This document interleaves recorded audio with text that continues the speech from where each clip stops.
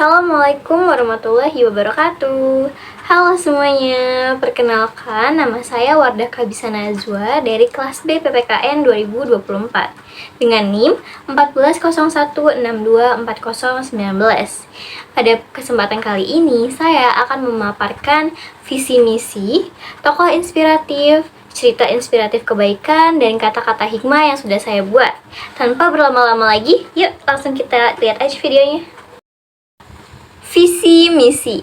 Visi saya menjadi seorang individu yang berdedikasi tinggi, berjiwa moral yang besar, dan mumpuni dalam berbagai kompetensi yang cakupannya bermanfaat bukan hanya untuk diri pribadi saja, namun juga untuk orang-orang sekitar. Misi saya ada 3. Yang pertama, mengembangkan sikap gigih, konsisten, dan kerja keras dalam melakukan suatu hal. Yang kedua, meningkatkan kecakapan dalam berbagai hal lewat pelatihan, pengetahuan, dan pengajaran yang didapat. Dan yang ketiga, menjunjung tinggi nilai-nilai kepribadian yang mengedepankan pada etika dan moral dalam kehidupan. Berikut akan saya tampilkan visi dan misi yang sudah saya buat. Seorang yang saya jadikan sebagai idola ataupun panutan itu adalah Baharudin Yusuf Habibie, atau yang lebih kita kenal sebagai B.J. Habibie.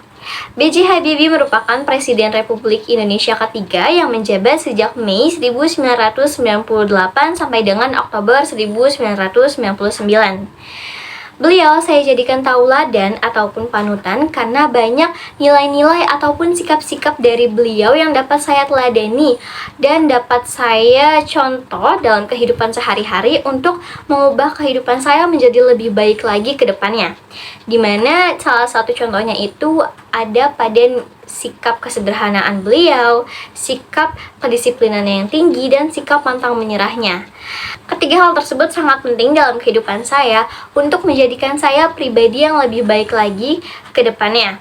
Kemudian beliau juga menjadi panutan atau idola karena kontribusi beliau dalam mengharumkan nama baik bangsa Indonesia di kancah internasional lewat kontribusinya berkat kepintaran dan inovasinya pada pembuatan pesawat terbang pertama Indonesia, yakni N250 Gatot Kaca, yang merupakan pesawat terbang buatan Indonesia pertama yang dibuat oleh B.J. Habibie dan timnya lewat kepintaran dan inovasinya dalam bidang kedirgantaraan.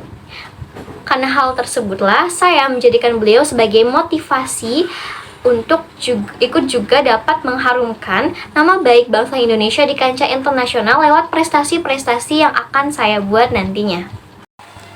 Kisah inspiratif sepotong roti yang mengantarkan ke surga. Al-Kisah, Abu Musa al-Asy'ari radhiyallahu anhu tengah berbaring menunggu malaikat maut menjemputnya. Sembari berzikir, Abu Musa ditemani oleh anaknya yang setia berada di sebelah ayahnya. Abu Musa lantas berkata kepada anaknya, "Apakah kalian masih ingat kisah seorang lelaki dan sepotong roti?" Ucap Abu Musa dengan suara yang lirih. Mendengar suara ayahnya yang kian memelan, anak-anaknya mulai merapat mendekatinya untuk mendengarkan kisah yang mungkin adalah kisah terakhir yang akan keluar dari mulut ayah mereka. Abu Musa pun melanjutkan ceritanya. Suatu hari, tinggallah seorang lelaki yang soleh. Setiap hari, ia selalu menghabiskan waktunya untuk beribadah kepada Allah. Dia melakukan hal ini selama 70 tahun. Akan tetapi, suatu hari, setan berhasil menggodanya dengan menghadirkan wanita cantik yang sangat memikat. Lelaki soleh ini pun lalai, dan selama 7 hari 7 malam, ia menghabiskan waktu dengan wanita cantik ini dan melakukan berbagai macam dosa-dosa besar. Setelah 7 hari, lelaki soleh ini sadar akan kesalahannya dan meninggalkan wanita cantik tersebut. Dalam setiap langkah, bibir dan hatinya tak pernah berhenti berzikir dan beristighfar memohon ampun kepada Allah atas apa yang telah ia perbuat. Jelas Abu Musa kepada anak-anaknya. Hingga tibalah malam, sementara ia belum sampai juga ke tempat yang dituju. Akhirnya, ia mencari perlindungan di sebuah tempat di mana terdapat 12 orang pengemis. Saking kelelahannya, dia berbaring di antara mereka, jelas Abu Musa. Kebetulan setiap malam, seorang dermawan di kota rutin mengirimkan 12 potong roti untuk 12 pengemis yang ada di sana. Karena dikira salah satu pengemis, si lelaki itu menerima sepotong roti sedangkan satu pengemis yang biasa menerima roti itu tak dapat bagiannya. Iba melihat pengemis yang kelaparan, si lelaki itu pun rela memberikan rotinya kepada pengemis yang tidak kebagian jatah walaupun sejatinya ia sendiri sudah sangat lelah dan kelaparan. Keesokan harinya, si lelaki itu meninggal karena kedinginan dan kelaparan. Para malaikat kemudian menimbang amal perbuatan lelaki itu selama hidup. Para malaikat mendapati bahwa amal ibadahnya selama 70 tahun sebanding dengan dosa akibat maksiat besar selama 7 hari 7 malam dengan wanita. Kemudian, para malaikat mendapati bahwa si lelaki di akhir hayatnya pernah dengan ikhlas, rela berkorban dan penuh kasih sayang memberikan sepotong roti kepada pengemis yang kelaparan. Pahala sedekah sepotong roti itulah yang akhirnya membuat timbangan amal kebaikannya lebih berat. Sehingga lelaki itu pun masuk surga. Abu Musa mengakhiri ceritanya dengan berkata, "Anak-anakku, ingatlah orang yang membawa sepotong roti itu." Dari cerita yang sudah saya paparkan, dapat kita ambil hikmah bahwa sebesar apapun dosa-dosa yang kita lakukan, percayalah Allah pasti selalu akan mengampuni dosa-dosa tersebut. Apabila kita sebagai umatnya mau untuk berdoa dan berserah diri kepadanya dan memohon ampunan atas dosa-dosa yang telah kita lakukan. Lalu selanjutnya ada 5 kata-kata hikmah yang sudah saya buat. Yang pertama, berbunyi mang sobaro zofiro, yang artinya barang siapa yang sabar, maka ia akan beruntung. Yang kedua, mang soro ala derbi fasola, yang artinya barang siapa yang menapaki jalannya akan sampai pada tujuan. Yang ketiga, fa inna ma'al usri yusra, yang artinya maka sesungguhnya sesudah kesulitan itu ada kemudahan.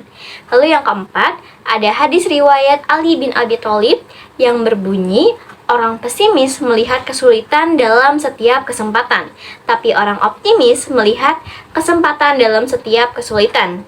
Dan yang terakhir, ada hadis riwayat dari Ali bin Abi Thalib juga yang berbunyi, balas dendam terbaik adalah menjadikan dirimu lebih baik.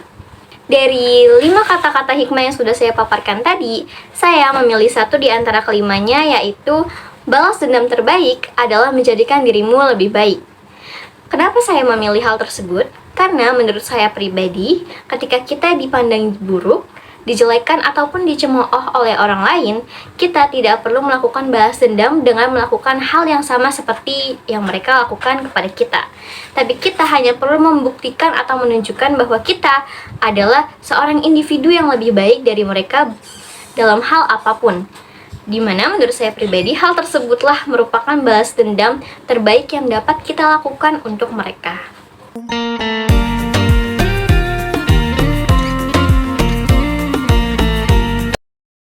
Sekian video yang dapat saya paparkan.